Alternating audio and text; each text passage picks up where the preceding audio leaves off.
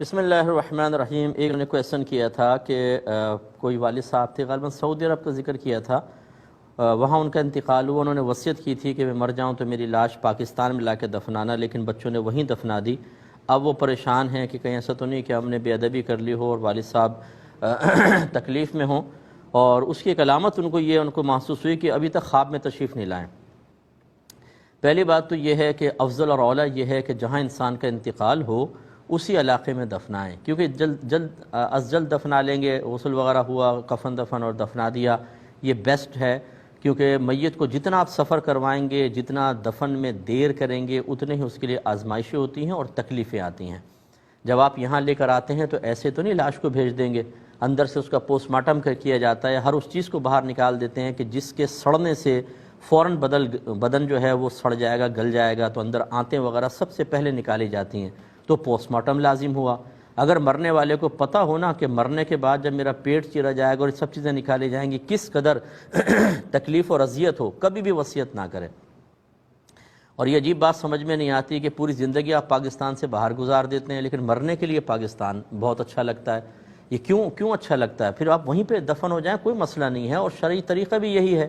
اگر آپ یہ سمجھتے ہیں نہیں پاکستان آ کر ذرا سکون ہوگا کیونکہ چچا کی قبر یہاں ہے، مامی کی قبر یہاں ہے، تایا کی قبر یہ ہے، تو ان کی قبروں کے قریب ہونے سے کوئی فائدہ نہیں۔ اگر معذب ہیں، معاذ اللہ ثم معاذ اللہ، عذاب نازل ہو رہا ہے، تو چاہے ساتھ ملی ہوئی قبریں ہوں، الیک سلیک کا موقع بھی نہیں ملے گا، پھر بالکل دور ہوتے ہیں۔ شرح الصدور میں یہ لکھا ہوا ہے کہ جب کوئی انسان مرتا ہے تو ان کی روحیں جو رشتہ داروں کی آپس میں ملتی ہیں، تو جو پہلے مرے ہوتے ہیں وہ پوچھتے ہیں کہ فلاں کیسا ہے، فلاں کیسا ہے، فلاں کیسا ہے، بتاتا ہے ایسا ایسا ایسا ہے۔ ایک کے بارے میں پوچھتے ہیں کہ فلاں کیسا ہے، وہ کہتا ہے وہ تو مجھ سے پہلے مر گیا، کہ یہاں نہیں پہنچا، وہ کہتے ہیں یہاں نہیں پہنچا، وہ کہتا ہے اچھا اس کا مطلب اس کو عذاب ہو رہا ہے۔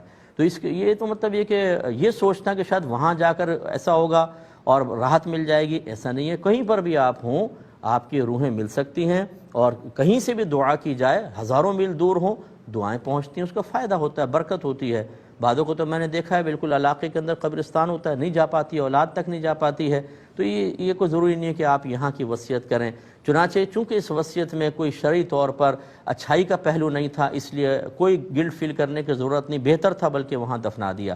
دوسری بات یہ کہ یہ کہاں سے آپ نے قاعدہ قانون نکالا کہ اگر ماں باپ راضی ہوں تو خواب میں آئیں گے؟ کسی کے بعض اوقات پوری زندگی نہیں آتے، حالانکہ انتہائی خوش اور راضی جاتے ہیں، یہ کوئی قاعدہ قانون نہیں ہوتا۔ اس طرح کی چیزیں اپنے معیار نہ بنا لیں، یا لوگوں کے سنے سنائے، وہی میں بارہا عرض کرتا ہوں، نہ قرآن ہم سیکھتے ہیں نہ حدیث سیکھتے ہیں، اس قسم کی باتیں ہم پر بڑی اثر کرتی ہیں۔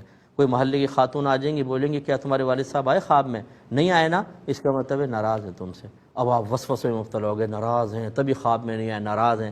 ذرا پورے محلے کا ایک انٹرویو لے کر دیکھیں جن کے ماں باپ راضی گئے کہ تمہارے خواب میں کتنی مرتبہ آئے ماں باپ، پتہ چلے گا کسی کے خواب میں بالکل بھی نہیں آئے۔ تو پھر یہ کہاں سے ضابطہ قاعدہ نکالا؟ خواہ مخواہ کی ٹینشن، خواہ مخواہ کے صدمات، خواہ مخواہ کی پریشانیاں، اور جہاں حقیقی طور پہ پریشان ہونا چاہیے اپنی بے عملی کے اوپر، اپنے گناہوں پر، حرام کمانے پر، اپنے بیوی بچوں کو نیکی کا حکم نہ دینے پر، انہیں گناہ سے نہ روکنے پر، اپنے بچوں کو بیوی کو علم دین نہ سکھانے کی بنا پر جو گناہ کبیرہ آپ کر رہے ہیں اس کے اوپر پریشان ہونا چاہیے، اس پر نہیں ہوتے ہیں۔